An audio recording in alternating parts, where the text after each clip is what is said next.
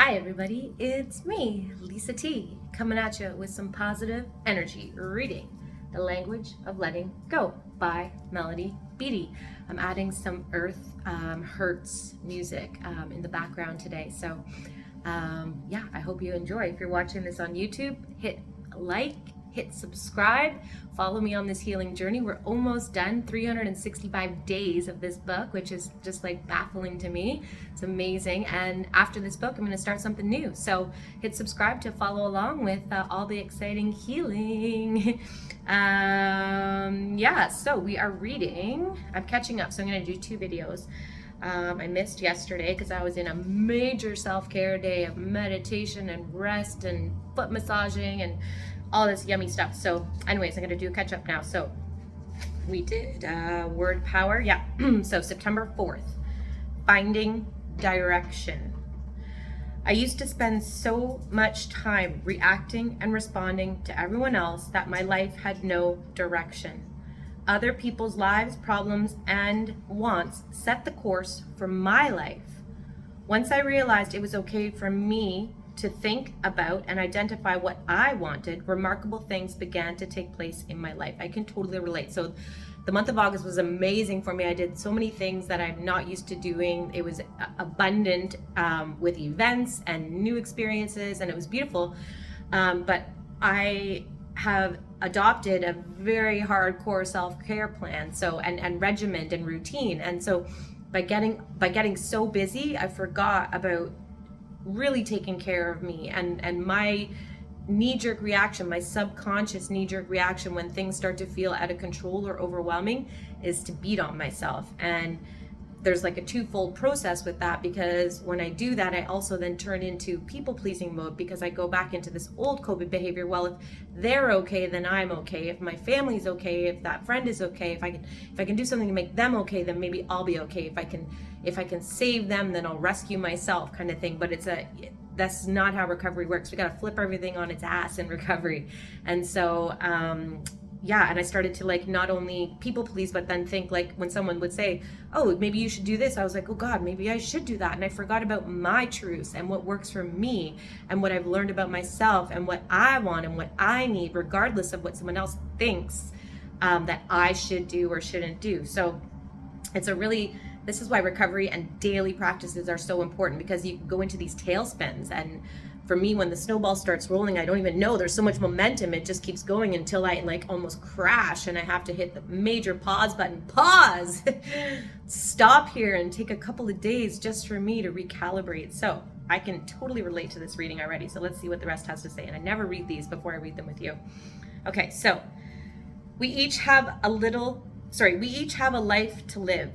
One that has purpose and meaning. And I've definitely found that in the last, in my recovery years, like purpose and meaning, and having those things, just a small, and it's all about the simple things in life for me. Just peace of mind and a good night's sleep. If I can have those, then life is good. And when I'm doing the simple things like helping others, working on my recovery, working on myself, working in my career, that gives me purpose and meaning. And when I have purpose and meaning to my life, peace of mind and a good night's sleep, I feel like I'm in heaven. It's like, I don't live an extravagant life. I live a really simple life, but man, I can feel like I have found the gates to heaven a lot in my life these days since I came into recovery. So yeah, we each have a life to live, one that has purpose and meaning. We can help our higher power give direction and purpose to our life by setting goals. So we can help our higher power give direction and purpose to our life by setting goals. It's important to set goals. I was just dipping back, and I did this Bob Proctor coaching program like 5 years ago. It was an extensive program, cost a lot of money, but it was interesting because at points I've been like, oh, what a waste. But actually I just dug into it this morning because I have a whole bunch of resources that I got while I was in that program. And one of the things I was reminded of is about writing our goals down. So I sometimes forget that I deserve good things, and I work on that. Deserve good things and deserve better things, and there's always room for improvement. That's an easy motto for me to say, but it's usually about myself. Like, I'm always trying to improve myself because I have this old perfection illusion. And yeah, we can always be bettering our lives too. And so setting goals, and one of the important things is to write things down. Pen to paper is a very important thing. Pen to paper when you're struggling with something in your head, to journal about it. Pen to paper when we're doing 4th steps in the 12-step programs. Pen to paper when you're setting goals. You can, and that's part of like this manifestation thing that's out there. You put it on paper and then you give it to God. That's what I've learned too. You put it down, put it on paper, and then you act as if it's already happened. It's in process. So setting goals. So we help our higher power. We help higher powers work in our life by also setting goals for ourselves. We have to take part in these things. So we can help our higher power give direction and purpose to our life by setting goals. What do you want? What do you want? We can set goals annually, monthly, or daily in times of crisis. Just today, maybe today the goal is to just get out for a walk. Maybe today the goal is just to exercise, So there's a daily goal. Maybe the goal for the week is to meditate every day. Maybe the goal for the month is to, start something new. Maybe the goal for the year is to save $10,000 or something like that, So we can have daily goals, weekly goals, monthly goals, and yearly goals. And we can readdress those goals too as time goes on, because we're always learning, growing, and changing. So we can set goals annually, monthly, or daily in times of crisis. Daily in times of crisis. You might need daily goals in times of crisis. Just today I'm going to not drink 10 cups of coffee. That's a lot. I have a bad thing with coffee. I turn to coffee as like a coping mechanism. It does the exact opposite of what I'm seeking. It's crazy. So I need the work. So we can set goals annually, monthly, or daily in times of crisis. Goals create direction and pace. We all need direction.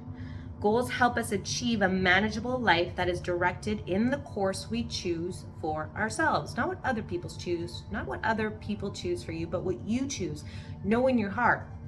We can help give our lives direction by setting goals. Set some goals. So you want to find direction? Set some goals. If you feel lost in your life, set a goal. Set a goal for today, set a goal for a month from now, set a goal for a year from now.